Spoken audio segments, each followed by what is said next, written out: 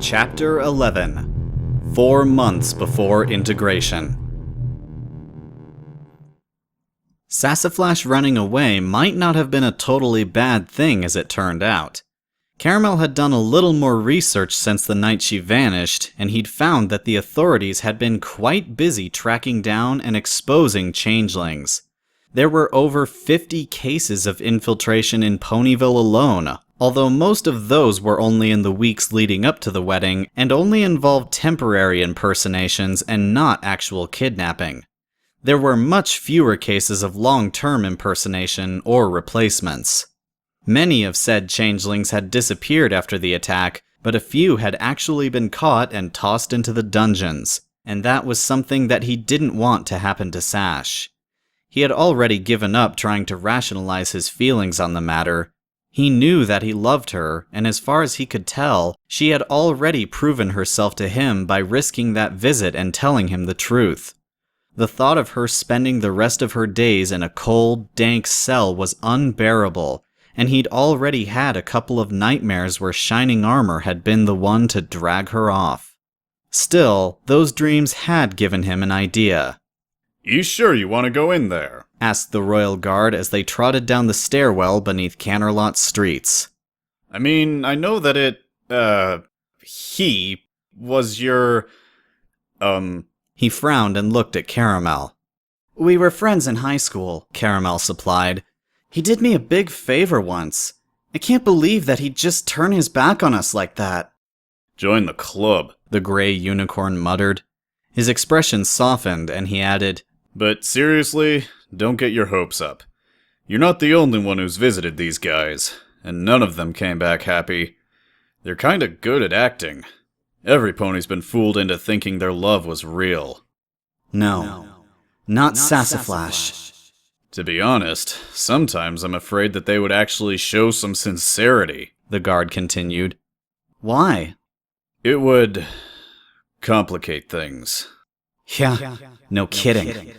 Just before they reached the cell, the guard stopped and said in an undertone, "I'll give you two some privacy, so long as you follow one rule. Don't go near the bars. They are enchanted so no magic leaves the cell, but that won't stop him from reaching out and grabbing you, and I would prefer to avoid an incident." Caramel nodded. Got it. The cell had a heavy wooden door with a tiny slit near the top. Once inside, he saw that it was roughly square and was divided into two by bars running from the left wall to the right side. The deeper half was for the prisoner, and the outer for visitors. "I'll be standing outside. If there's trouble, just holler," said the guard as he shut the door. The prisoner's side of the cell housed a single bed and a bucket in one corner. Surprisingly, it didn't look as miserable and filthy as he'd pictured before coming. There were no rats or bugs skittering about, and it was pretty dry and warm. In fact, he might have considered it cozy if it weren't for the iron bars. The changeling was hanging upside down from the ceiling above the bed with its eyes closed. "Hi there," Caramel greeted. One ear twitched slightly, so he knew that the changeling had heard him, but there was no answer. "Come on, Corny, don't be like that," he said, slightly louder than he needed to. Although the guards had already scanned him with a spell to ensure that he wasn't a changeling in disguise, he still wanted to give the impression that he was the prisoner's friend. Or rather, a friend of the prisoner's pony disguise. The changeling opened one eye and said, "Do I know you?" No. Caramel had lied to the guards about knowing him personally. Acorn Nut was actually an acquaintance of Lyra. She'd spoken of how he was dragged out of his home by the guards when somepony reported his suspicious behavior after the attack on Canterlot. Many reports ended up being nothing more than paranoia, but Acorn's case turned out to be real, and like Sassaflash, his identity was completely made up. Caramel raised a hoof and brought it low, motioning for silence. Then he said in an undertone, "We haven't met, but I was hoping you could help me." This time, the changeling opened both eyes and appraised him. After a moment, he let go of the ceiling, thumped down onto the bed, and lounged there lazily. "Oh, and what exactly do you need help with?" Can you tell me where your, hive is? Caramel wasn't sure if hive was the right word, but he'd heard the term from some of the guards and hoped it wasn't offensive to the changeling. I kind of need to go there. Acorn looked incredulous for a moment, but his surprise soon turned into a glare. Wow, you're the first one to open with that. Huh? Sure, I get that it wasn't enough that you guys stomped us flat at the wedding, but can't you just give it a rest? I'm not telling you where the hive is, Acorn growled. The guards had apparently been busy. Caramel wasn't sure of the specifics, but he guessed that they'd been fishing for information so they could keep a better eye out for future attacks. This wasn't going how Caramel had imagined it would. What? No, I'm not trying to interrogate you or anything, he blurted. I won't tell any pony else, I promise. Wow. Again, you must be pretty new to this, or your superiors are running out of ideas. No, I'm serious. Caramel was starting to get a little irritated himself. I just want to find the hive and... Acorn cut him off. Just how stupid do you think I am? Shh, Caramel hissed. The last thing he needed was the guard checking in on them. He was short enough on time as it was. Just calm down. I'm just looking for... someone I know. And I think she's gone back to the hive. The changeling gave him a measuring gaze for a moment. Caramel resisted fidgeting, and then Acorn finally said, Why do you want to find her? She's my special somepony. Stop beating around the bush, Acorn snapped. I'm guessing she's a changeling, yes? Caramel nodded. And you still got your crush on her? Even knowing what she is? It's more than a crush. Yeah. Acorn narrowed his eyes, slipped off the bed, and trotted over to the bars. Come closer. Caramel hesitated. What for? The changeling snorted and waved him over impatiently. I know what the guard told you about getting close, but if you want my help, I want to be sure you're worth my time. Slowly, Caramel edged closer. Acorn made no move to grab him or anything when he was right next to the bars. Okay. What now? He asked. How'd you find out about her? Canterlot. She got hit by that giant bubble. There was a bright flash of green fire, and suddenly there was a nutty brown Pegasus on the opposite side of the bars. Acorn grinned at him and said, What makes you so sure that your special somepony cares about you? How do you know that it was real? With the way every pony's been acting for the past few weeks, we're apparently lying monsters that need to be flushed out of our hidey holes and stuffed into cages. She came back for me later. She told me the truth and then left. Acorn smiled knowingly. Emphasis on left. Caramel glared back. She left because she didn't want to make things complicated for me, okay? And avoid getting caught. How convenient. She fought you guys during the attack. She protected me, Caramel snapped. I can still remember the look on your buddy's face when she blasted him with magic. Acorn blinked at that. Wait, she attacked one of us? Yes, and she was supposed to be a Pegasus. She dropped her disguise to save me from getting caught. There was a pause, and then Acorn discreetly licked his lips and swallowed lightly. Been a while since I tasted some genuine love. And if she really did as you say, well... He seemed to be thinking deeply for a moment before he finally shifted back into changeling form and continued, Okay, fine. I'm convinced. I can give you some instructions on where to go, but because you're not a flyer, it's gonna be tough for you. Caramel squared his shoulders. Better than nothing. Where is it? Acorn put a hoof up. First, there are several conditions. You cannot tell anyone where the hive is if you find it, and you cannot ask others for help or let them know what you're planning. And I want it to be a pinky promise. Caramel blinked. You know about the pinky promise? Everyone knows about the pinky promise. Acorn's voice had taken on a haunted quality for a moment, as if he was remembering something particularly nasty. Do we have a deal or not?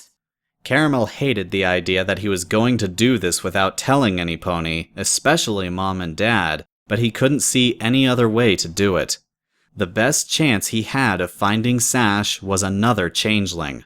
So he sighed and went through the motions, saying, "Fine. I promise not to tell any pony where your hive is. I won't ask any pony for help or let them know what I'm planning. Cross my heart and hope to fly, stick a cupcake in my eye." The changeling grinned. I hope for your sake that she's worth it, because you're probably in for a world of hurt. She is, and I don't care what I have to go through to find her, Caramel said resolutely. Acorn looked like he had been about to roll his eyes, but before Caramel could snap at him for his cynicism, he chuckled and said, Okay, relax. Don't get your tail in a knot. If you want to find your special somepony, there's this little trail in the Badlands. I'm coming for you, Sash, Caramel thought. I'm coming. 11 days before integration. It had been a tiring day for Caramel. Taking care of kids was way more demanding than most ponies thought. For starters, there was more to it than just playing with them and fooling around, especially if you wanted them to learn something at the end of the day. Then, after teaching, entertaining, and feeding the nymphs, Tibia had called on him to help with moving several clusters of eggs because some dampness had seeped into that part of the hatchery. And apparently, moving them also involved cleaning and grooming to ensure that they didn't dry out or get infected with mold. Nevertheless, he found the work satisfying, and he always had something to look forward to at the end of the work cycle. When his shift was over and he was done tending to the eggs, he made his way to one of the secluded water reservoirs where he found Sassaflash waiting for him. "How'd it go?" he asked. She sighed. I finally got someone to listen. It's Grez. Caramel remembered that the guy was a pretty big changeling, and the overseer of Builder Caste no less. He was quite the catch if Sash had managed to convince him that the hive needn't be at war with ponies. So why did she look so disappointed? He raised an eyebrow. "Isn't that good news? You don't look too happy about it." I'm not sure he's doing it for the right reason. He just doesn't like keeping the hive like, well, a beehive. Sash rolled her eyes and made a vague gesture with a hoof. He believes that we can be so much more than tunnel diggers and dirt pushers. To hear him go on about how Chrysalis keeps toning down his projects, you'd think he'd try to make an underground Canterlot palace if given half the chance. Well, that wasn't too bad. At least the fellow had vision for better things. But he's still willing to help, right? Sash chuckled weakly. About that. Grez said he isn't committing yet, and he doesn't like being rushed. When I asked what he meant, he just said that he will do what he can to make sure his workers don't stop us if it comes to a fight. She put up a hoof to stop his questions, then grinned nervously and added, Oh, and you know what the best part is? For some reason, he seems to think that I'm trying to overthrow Chrysalis. He said that if I took over, he wanted free rein to pursue construction projects and organize expeditions to the old city. Caramel blinked. Wow. Yeah, it's ridiculous. Actually, that sounds even better than what I had in mind. If you're queen, we won't have to convince anyone. You can just tell them what to do. He put a hoof to his chin thoughtfully. Now we just need to find a way to get rid of her. Sash's eye twitched. Caramel tried to keep a straight face, but a snicker escaped him. Sash sagged with relief, then snorted and punched his shoulder. That wasn't funny. Do you know what Mother would do to us if she got wind of this? When he burst out laughing, she smiled and shook her head. Why can't you be funny when we're not doing stuff that could get our heads chopped off? He chuckled. Blame Rax. It's what happens when you're with him for too long. After a moment, he sat next to Sash and put a foreleg around her back, then made a sweeping motion with his other hoof. But think about it. Queen Calyx, ruler of the Changeling Empire. Sassaflash rolled her eyes. No way. I'm not cut out for mucking around with leadership. But it's nice of you to think so. Hey, I know so. You'd make a much nicer leader than that nasty... She raised an eyebrow. You do know that you're talking about my mother, right? Oh, stupid mouth. He grinned sheepishly and scratched his head. Well, yeah, but I didn't mean to say that... Sash silenced him with a quick nuzzle and whispered into his ear, Now we're even. Caramel chuckled and returned the gesture. They simply sat together in silence, watching drops of water fall from the ceiling and plop into the reservoir. He wished it could last for ages, but there was always work to be done. Same time tomorrow? He asked before they parted. Sash nodded. Yes, but let's make it the old passage on the Lower East Side.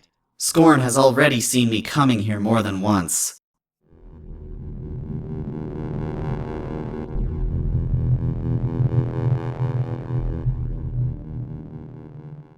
Some hours later, after making sure that the nymphs were sound asleep, Caramel carefully eased away and ascended the nearest tunnel to the surface. He could afford to lose some sleep, and he'd been putting off his plans for long enough already. Though most of the hive was asleep or resting, the passages to Chrysalis's sanctum remained well guarded. He was careful to keep his distance from those. The last thing he wanted was to draw unnecessary attention to what he was going to do. There was still quite a ways to go before he reached the final shaft, but he was already starting to feel a sense of misgiving. But he pushed on, ignoring the feeling of uneasiness that was growing. The hive had multiple exits to the surface, and the passage he'd chosen was one that was only wide enough to accommodate changelings crawling in single file. It was more like a ventilation shaft than an actual passage, but it could serve as an alternative to the main exits in emergencies. He'd learned of it in his time in Warrior Caste, when they were teaching him the few strategies employed in defending the hive from intruders coming from the surface. The narrow passage's opening was supposedly well hidden on the surface, and could be used to attack intruders from the rear if they had the main tunnels barricaded, effectively trapping their enemies. Caramel had never been given a practical drill on such a tactic because of Chrysalis's orders, but Skihar had seen fit to educate him anyway in case the need ever arose. Which it had, just not in the way they were expecting. The best part about this particular passage was that it was lightly guarded, since it was easy to collapse a section of it to block it off entirely if anything tried to enter that way. There were only 1 or 2 guards stationed by its entrance. Unlike the royal guards he'd seen in Canterlot, it turned out that changeling sentries weren't very alert. At least not in the same sense. Pony guards would stand at their post and keep watch, but changelings relied mostly on touch and sound. The entire passage had a thin layer of hard, porous material which builder caste produced by mixing their resin with clay and dirt. When dry, the stuff was pretty good at transmitting vibrations, which Caramel likened to pressing his ear on a wooden table whilst somepony knocked on it with their hooves. Changeling sentries would settle themselves into artificial depressions in the tunnel walls and simply rest in a half-dormant state, waiting for the movement of an intruder to rouse them. From what he'd heard from some of his former castmates, it was easy to distinguish between changeling and non-changeling movement, and they could even tell when a rodent was skittering around. He had no way of telling how true that claim was, having never tried it himself, but it seemed believable enough. After all, it was how he'd been caught when he entered the hive. He remembered freaking out and thinking that they were coming out of nowhere, when in reality they had probably been hidden in the passage with him all along. It seemed such a long time ago, back when he was a full pony. Focus, mister. This time it would be a little different. He'd be approaching from the other end, and hopefully his transformation was sufficiently advanced that his movement would be indistinguishable from a regular changeling's. If he was lucky, the guard would mistake him for a forager or scout and not bother to get up and ask questions he didn't want to answer. His uneasiness had grown considerably, and setting hoof into the tunnel proper took more willpower than he liked. Still, he made the next step, and the one after that, and he settled into a steady rhythm, doing his best to ignore everything else. Where are you going? Asked a voice that seemed to come from the ground. Yikes! Caramel nearly jumped in fright. A changeling that he didn't recognize was peering at him, nestled in a cozy hollow near his hooves.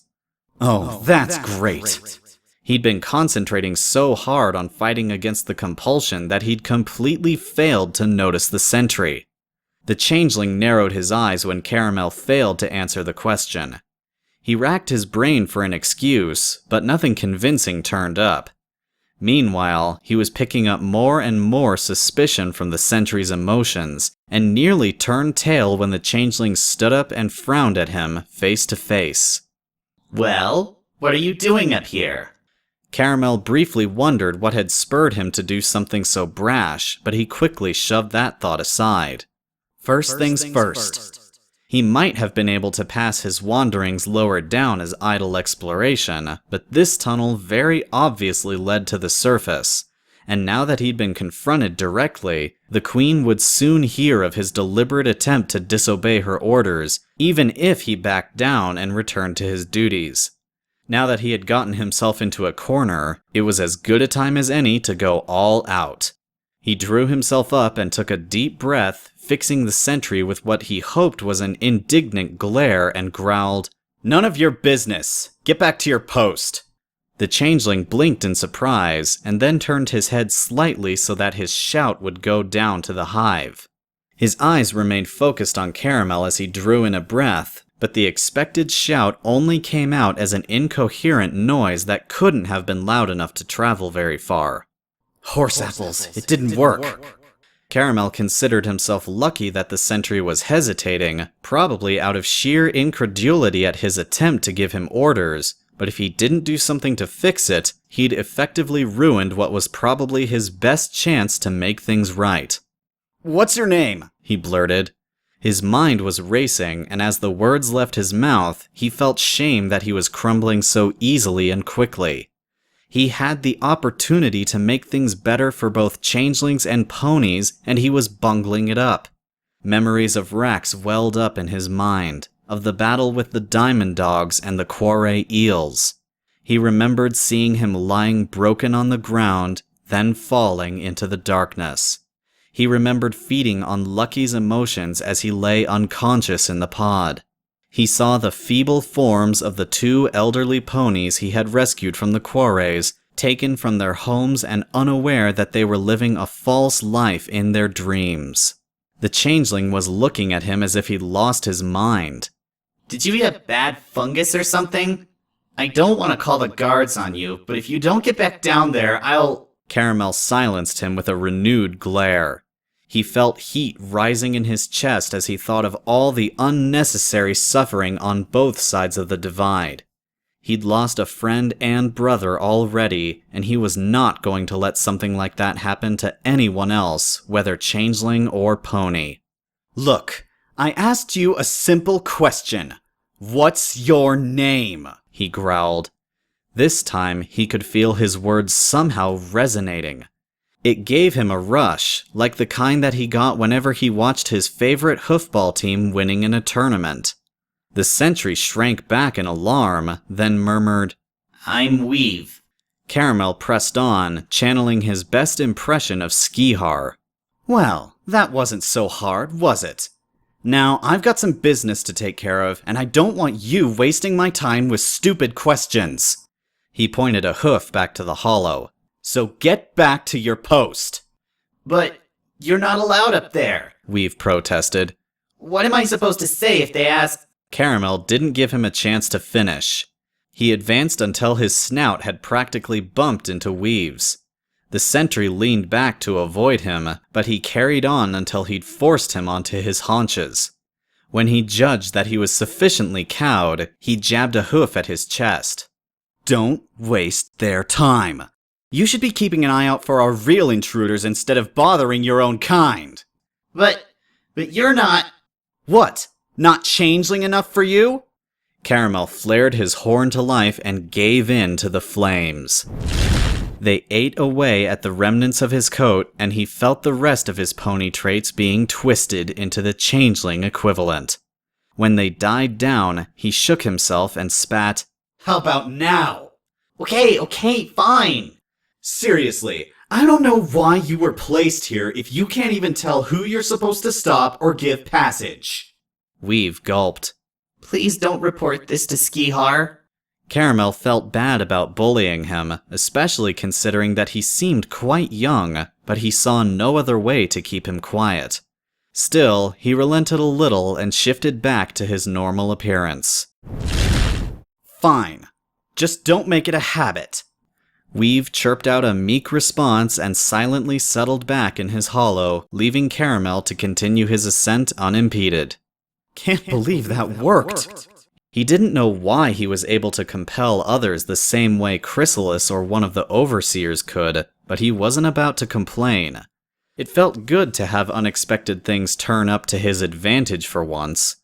As a bonus, the heady rush he'd gotten from drawing on his own emotions and memories to compel Weave was also making it easier to ignore the uncomfortable fact that he was disobeying Chrysalis in his attempt to reach the surface. However, it soon wore off. Guilt and dread, the unique chains that Chrysalis had around his neck, welled up and threatened to send him racing back to the safety and comfort of obedience. There's always a bigger bug, he thought. Each step required conscious effort, and he could no longer ward off the all-too-familiar feeling that he was doing terrible things. In one instance, he felt like he was stealing from the poor. In the next, he was lying and framing his best friends for his misdeeds and laughing when they were taken away by the royal guards. Caramel shook his head in an attempt to steer away from such thoughts, but to no avail. When avoidance failed, he turned to his memories.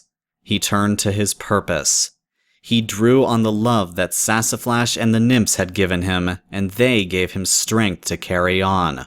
But when he was at about half the tunnel's length to the surface, the compulsion had almost become a physical force. Any movement forward was possible only at a sluggish pace. His heart was thumping and the back of his neck pricked constantly, as if somepony was watching him. Any bend in the tunnel was enough to tighten his nerves, so tight that he felt they would snap at the slightest sound. He could never shake off the feeling that there was some unknown horror lurking beyond the bend, waiting to seize him the moment he peeped around the corner. To his shame, he even lit up his horn when the light provided by the luminous nodes on the wall's surface was more than sufficient for him to see. It did help to calm his nerves, though, and he frequently stopped to gather the courage to push on and reassure himself that it was all in his head. But he could only go so far. By the time he judged that he was through a fifth of the tunnel's length to the surface, his legs were shaking, he was sweating profusely, and he was constantly looking behind, fearing that Chrysalis or her guards were going to find him and punish him for his disobedience. The tension eventually grew unbearable, and images of his demise started spilling into his mind. Chrysalis might feed him to a quarry, piece by piece. Or she might stuff him into a pod and toss it down into the abyss. In another thought, she'd jab her eggs into him with a sting, and his belly would swell as her grubs grew and ate him from the inside out. Ugh, that's ridiculous! Ignore it! The rational part of his mind reasoned. He just needed to focus and put one hoof in front of the other. Come on, step by step. But the rest of him was having none of that. I can't do this anymore! Caramel turned and hastily retreated a few steps.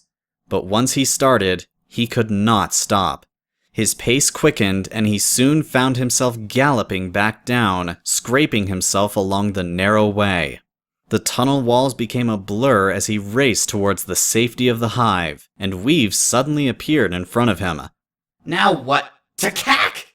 Weave's expletive was the last thing he said before Caramel crashed into him, and they tumbled the remaining distance to the hive end of the tunnel. Luckily, the distance wasn't too great. Ouch! Caramel groaned as he untangled himself from Weave. His wounds from the quarry attack didn't hurt so much anymore, but his tattered wings were still rather tender. He sat on his haunches, breathing heavily and waiting for his heart and frayed nerves to settle down. Weave, on the other hoof, quickly recovered and darted back to the tunnel. What was that? Is something coming? He asked urgently. No. It's nothing. My mistake. Caramel knew that he'd made a massive blunder, but he simply could not muster the willpower to come up with a cover story or to bully him into keeping quiet. Judging by his half-open mouth, slight frown, and silence, Weave was sufficiently confused. Eventually, he shook his head and said, What were you running from then? Are you okay?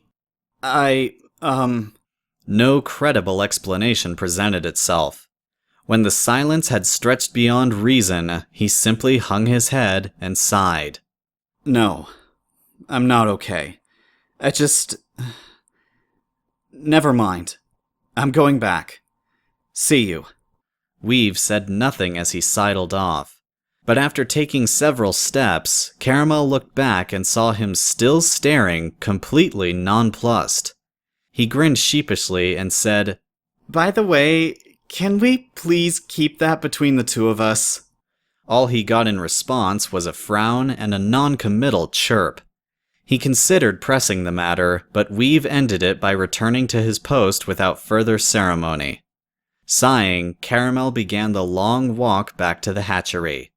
The others would be up and about soon enough, and he would have his hooves full just keeping the nymphs occupied.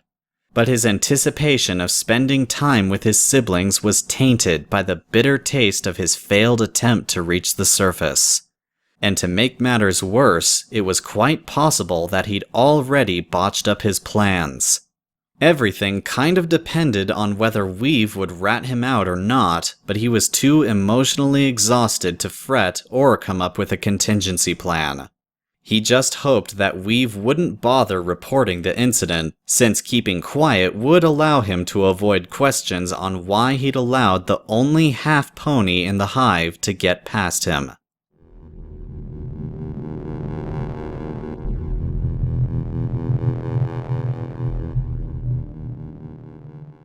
By some stroke of luck, nobody came after him, not even on the next day. By that time, he had sufficiently recovered that he was willing to give the surface another shot. Weave was guarding the place as usual, but allowed him to pass with little more than a glance. Caramel did not particularly like that glance, though. It was the sort that you gave to ponies that you knew were a little off in the head, but didn't dare to point it out to them in case they decided to show you the full extent of their craziness. Still, it was something that he could exploit. He ended up failing again, but at least not as spectacularly as the first time. He managed to go a bit farther, too. The sense of apprehension and fear was significantly weaker than on his first try, especially in areas that he'd already passed. It was only at the mark of his previous failure where things started getting out of hoof. But progress was progress, and it was encouraging to find that he was gradually gaining ground over the compulsion Chrysalis had placed on him. If he kept it up, he would eventually reach the surface. In between that and work, he would also spend time exploring every nook and cranny of the hive that he could possibly get to. He never found an easier way to the surface, but he figured that it would help later on, particularly where the prisoners were concerned. Getting his friends out of the hive was still close to the top of his priority list, so he took special care in familiarizing himself with the layout of the pod chambers, using the excuse of visiting Sassaflash as cover. His wounds continued to heal at a remarkable rate as the days passed, even the fresh ones that he received in a brief clash with a couple of wandering diamond dogs. It probably shouldn't have surprised him, given how much love he was getting from Sash and the nymphs each day. His wings were a little different, though. A couple of days after his first attempt to climb back to ground level, they popped cleanly and painlessly off his back. And in another 2 days, he found a pair of buds sprouting from where the old ones had been. They were slow to mature, but it was certainly better than nothing. Sassaflash was pretty busy too. He continued to meet her every few cycles, and almost every time she would report that she'd gotten a few more changelings to consider supporting a different way of doing things. None were quite as dramatic or ambitious as Overseer Grez had been, but Sash seemed certain that they wanted the animosity between changelings and ponies to end at the very least. One of them mentioned that it would make pinching ponies' love much easier, but Sash hadn't gotten round to telling them that stopping that sort of thing was kind of an important part of the plan. That was another problem for Caramel. The plan. He didn't have a trump card, some ultimatum that he could throw at Chrysalis to get her to at least try an alternative to the half-standoff, half-parasitic relationship they currently had with ponies. He thought about it day after day as he went about his business. Time was running out. Princess Luna had never spoken to him since Stickle's intrusion into his dreams, although he was pretty certain that he'd glimpsed her fleetingly a few times. If he was ever going to have a trump card, she was going to be it.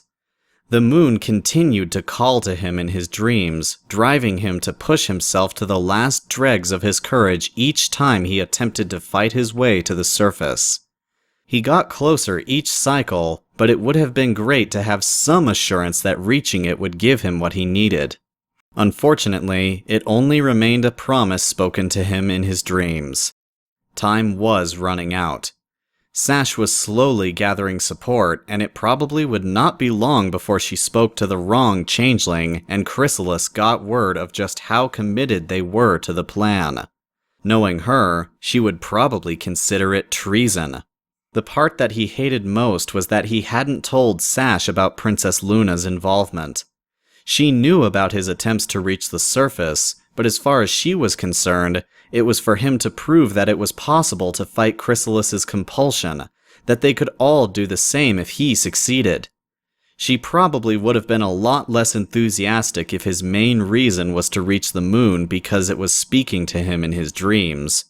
And yet, no matter how many times he tried to tell himself that it wasn't a very convincing reason, he still felt so certain that it would help, somehow. On the 8th day after his first attempt, he finally found out.